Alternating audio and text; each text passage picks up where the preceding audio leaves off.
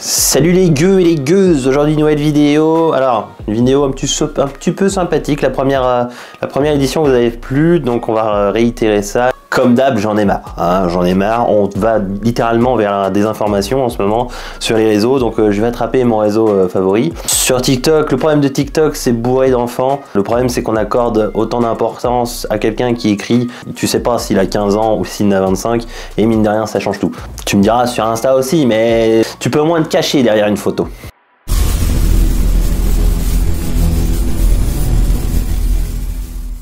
Donc je vais faire quelque chose de simple, je vais scroller. Ah, et tu vas voir, je suis sûr et certain, on va tomber sur des pépites, hein, parce que si t'es dans mon canal, tu sais que des pépites, il y en a, hein, surtout. Hein. Oui, évidemment, si on tombe sur des trucs bien, on le fait, hein, on le fait. Le problème, c'est ça, c'est que des trucs bien, voilà.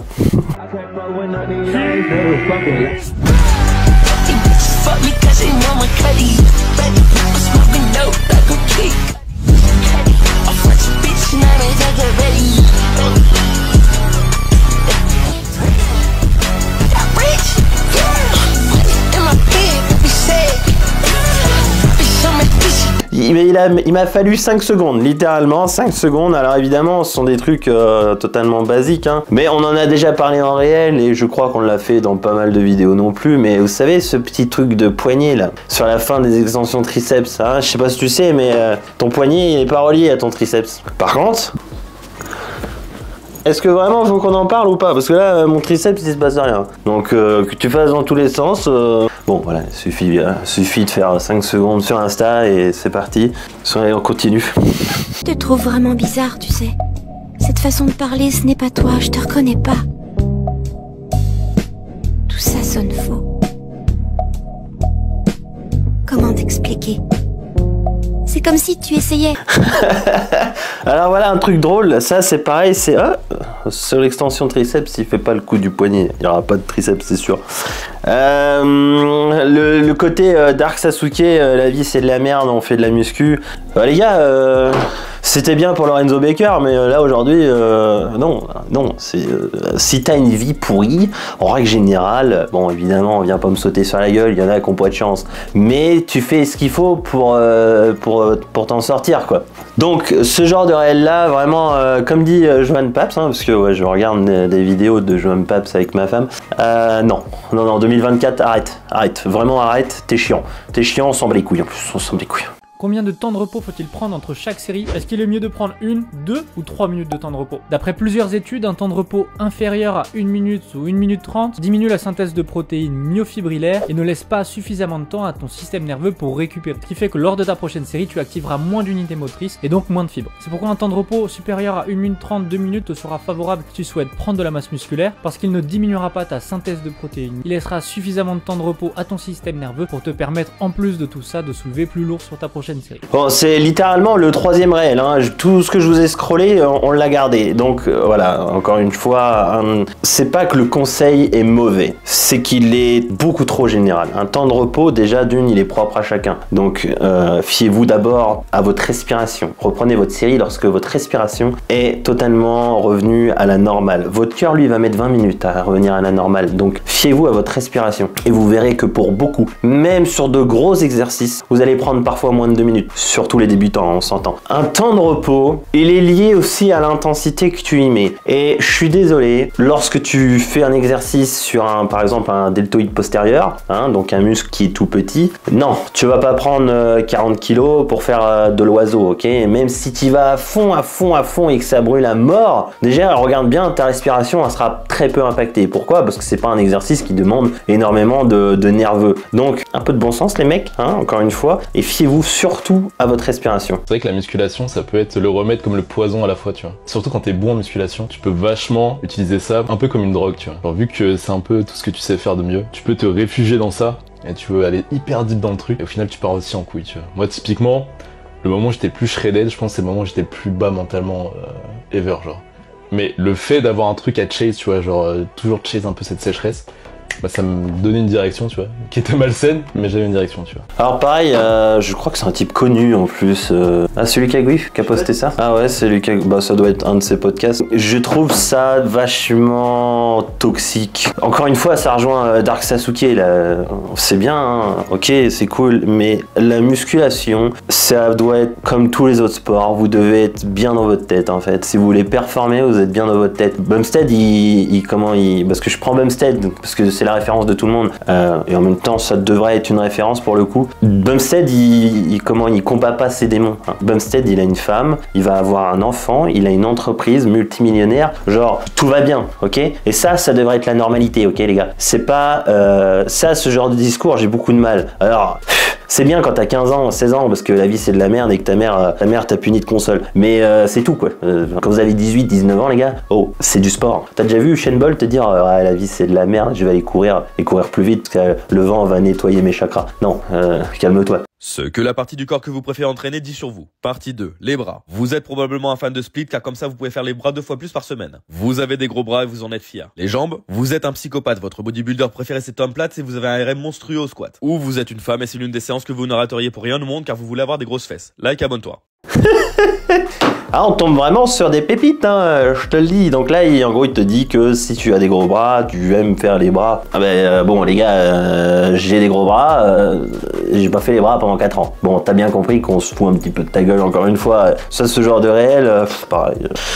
Puis je parle pas de ses analyses, hein, parce que sinon... Oui, après, c'est peut-être de l'humour, hein, c'est de l'humour. Ah, on déconne pas avec la muscu, quand même, hein. Les jeunes sont paumés en musculation. Quand je vois qu'à 15-16 ans, ils me demandent déjà s'il faut consommer du zinc ou du magnésium et en quelle quantité chaque jour, tu te dis qu'il y a un souci. Avant même de maîtriser les bases, bien s'entraîner, bien s'hydrater, bien manger, bien se reposer, ils se posent déjà des questions aussi complexes qui n'ont aucun intérêt à leur stade. Oui, c'est bien la curiosité et par la suite, ils pourront s'y intéresser. Il faut pas brûler les étapes et le problème, c'est pas eux que je blâme, c'est les réseaux sociaux. Il y a beaucoup trop d'infos qui sont données et en plus, elles sont toutes contradictoires. Donc comment tu veux déceler le vrai du faux? En tout cas, si je prends mon cas, je sais comme j'ai beaucoup de jeunes qui me suivent, j'essaie de simplifier ce que je dis un maximum pour que quand ils voient mes vidéos, ils se disent ok, lui il va droit au but, c'est réglé.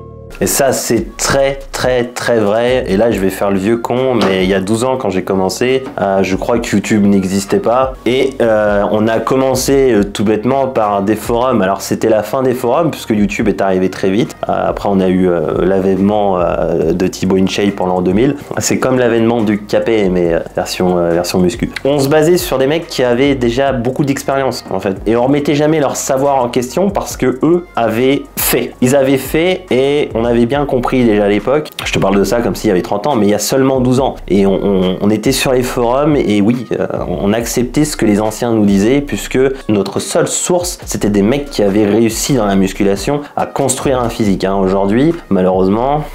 Hein, je l'ai vu là, c'est devenu un fléau, totalement un fléau. Là, on fait confiance à des gars qui sont souvent très jeunes, hein, qui ont à peine 22 ans, 20 ans. Les types n'ont pas forcément de physique, voire pas du tout, s'entraînent depuis 8 mois. Donc là, vous voyez qui je vise, pour ceux qui me suivent. Et c'est terrible, vraiment c'est terrible, ça raconte des conneries à longueur de temps. Et tout le monde est perdu, mais même à haut niveau, même mes collègues aujourd'hui, non, pas mes collègues, parce que mes collègues sont normaux. Tous ceux que je côtoie, que je partage en story sur Instagram, on est tous d'accord avec ça, il n'y a aucun problème et on est tous d'accord entre nous, on a tous la même vision des choses. Après on a des méthodes différentes mais on a tous la même vision des choses. Aujourd'hui ça c'est pour moi c'est vraiment un fléau, c'est pire qu'un tremblement de terre. Pas trop en termes de diète je trouve, parce que la diète ça reste assez basique, c'est des choses qui ont été prouvées depuis déjà un bon moment scientifiquement. En termes de compléments alimentaires c'est pareil, il n'y a pas tellement de surprises, mais alors le training,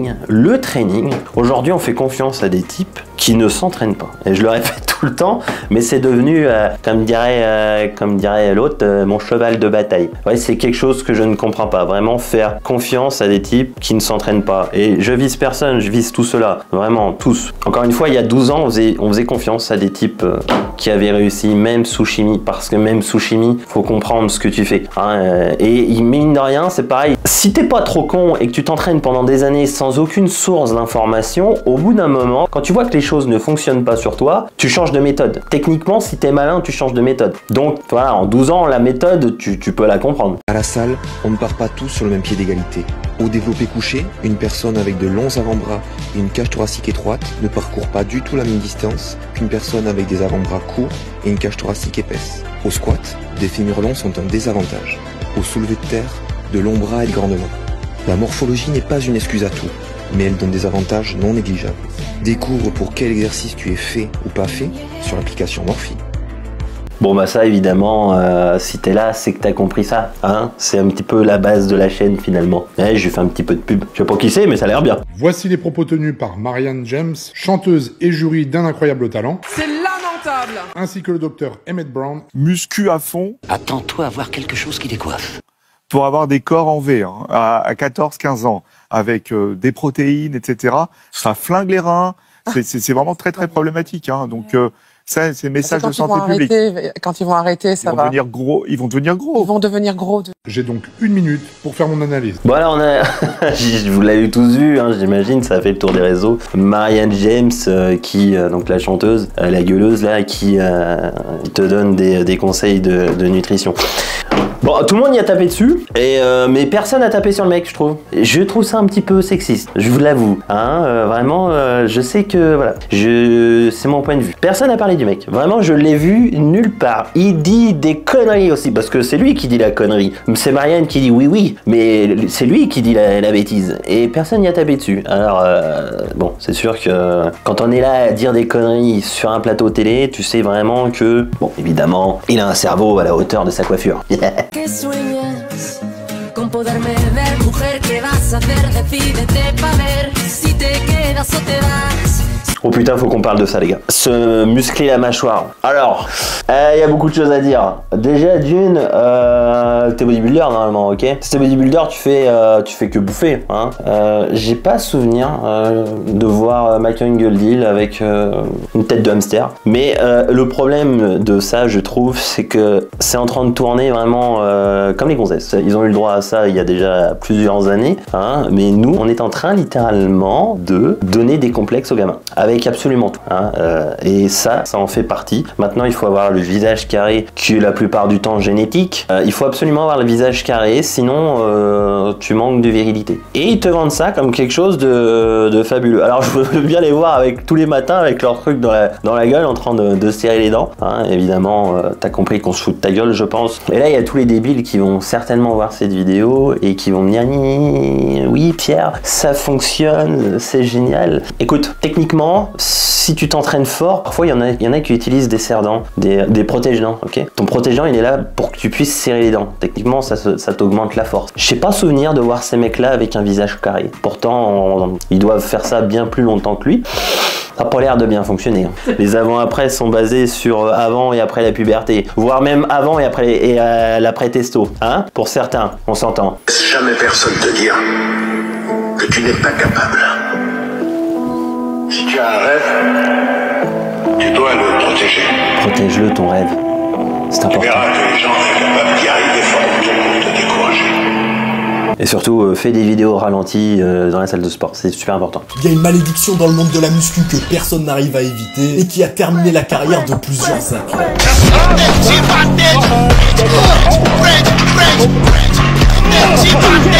On appelle cette malédiction la malédiction de Larry Wheels. Et c'est parce qu'une grande proportion des gens qui s'entraînent avec Larry finissent avec une blessure tellement grave que leur carrière est ruinée. Et il y a à peine quelques jours, la malédiction a refrappé pendant un bras de fer.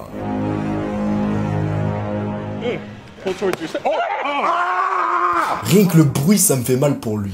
Donc, pourquoi est-ce que Larry est maudit? Eh bien, certains te diront que c'est à cause du passé de Larry, qui a grandi très pauvre, et quand il avait encore 16 ans, son meilleur ami lui a introduit aux drogues dures et aux produits dopants, chose qu'il a continué à faire pendant ses premières relations, où il aurait trompé sa copine et eu des... La maladie de Larry Wheels. Pardon, la malédiction de Larry Wheels. Donc en gros, tu t'entraînes avec Larry Wheels, tu finis blessé. Bah oui, mais lui aussi il finit blessé. C'est pas une malédiction, c'est juste que les mecs savent pas s'entraîner. Ah oui, il y a lourd, ça c'est sûr. Mais encore une fois, la morpho, hein, on le voit bien avec Crowless là, je me souviens plus de son prénom, qui s'arrachait le pec. Bon bah Larry, il me semble qu'il a les deux biceps, il me semble qu'il a fait les deux quads. Bref. Alors oui, c'est un pousseur, mais c'est pas un pousseur malin quoi. J'avoue, j'aime bien moi, en fait, assis parce que du coup, moi t'es lent, t'es plus gay. Et Pêche? Hein? Ouais. Pêche, tu parles à qui? Bah Alex, on reste deux. Mais il est pas là, il est à Maurice, Alex. Mais sur un compte, il est là, Alex, après salut. Allez mon frérot. Oh là là. Allez, à toi. Allez ma couille, allez, vas-y. Vas-y. Aïe, le déni. Petit aparté, il y a 12 ans, ils étaient déjà là, je crois.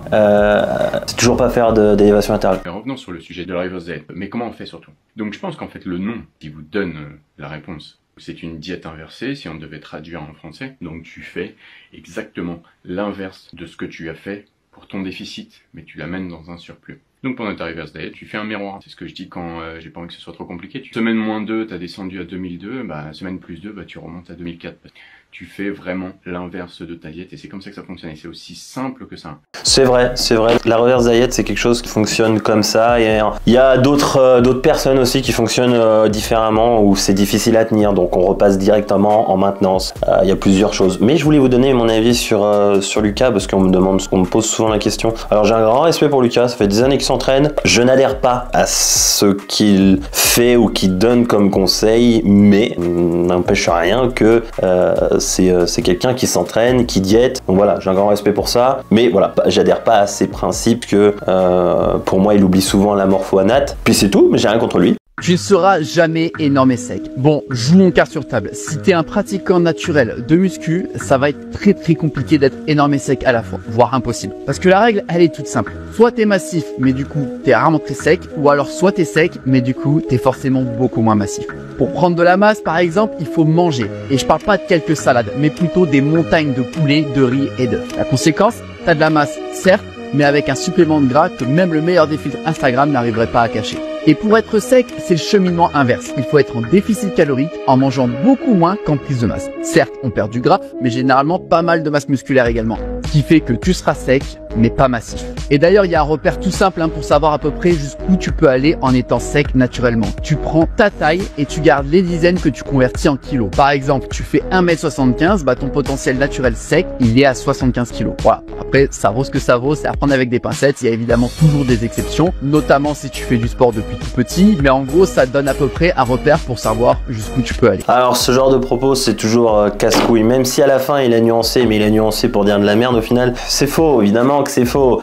Tu peux être gros et massif et sec à la fois, mais ça va te demander des années et des années, même si t'es nati, et surtout, on va pas se le cacher, ça va te demander une excellente génétique. C'est clair que les mecs natis n'iront jamais à PDC plus 20, sec. C'est pas possible, hein, on s'entend. Mais je voudrais plutôt revenir sur ce qu'il a dit à la fin. Souvent, on prend exemple sur taille égale poids. Donc en gros, tu fais 1m75, tu fais 75 kg, à ton prime est relativement sec. Et du coup, ceux qui se retrouvent avec PDC plus de 10, ben on les insulte de dopés. Mais non, absolument pas les gars. La morpho, il y a encore pour quelque chose. Hein, vous prenez deux mecs d'1m75, il y en a un qui a une grosse taille et l'autre qui a une petite. Il y en a un qui a des jambes courtes et l'autre qui a des jambes longues. Je peux te garantir que celui qui a une petite taille et des longues jambes, il aura pas du tout le même poids que celui qui a une grosse taille, grosse clavicule et en plus de ça, des jambes courtes. Hein. Tout ça les gars, pourquoi je vous dis jambes courtes? Parce que forcément ça amène du poids sur les cuisses beaucoup plus facilement. Donc soyez pas cons, encore une fois la morpho vous dit beaucoup de choses et ce genre de repère c'est totalement idiot. Bref, c'était une toute petite vidéo, je vous avoue qu'on n'a pas eu le temps cette semaine de faire grand chose, mais on déménage bientôt, hein, vous le savez, il y a beaucoup de choses qui vont arriver encore une fois, donc c'est cool, mais vraiment mon conseil sur les réels, dès que vous voyez un conseil général qui vous dit vous êtes comme ça, faites ça, zappez, vraiment zappez, donnez pas d'importance à ce genre de conneries, sinon on s'en sortira jamais. Et vraiment la muscu en France, j'ai espoir un jour qu'elle évolue, je pense qu'il y a des choses qui évoluent dans le bon sens et malheureusement à cause de ces gens là ça recule. N'apportez pas forcément du crédit à tout ce que vous voyez, n'allez pas commenter des conneries parce que forcément ça monte l'algo des gens et mine de rien la merde prend l'ascenseur hein, puis toi tu prends les escaliers, donc c'est difficile, donc faites avancer les choses. On se voit dimanche prochain, des bisous, portez-vous bien.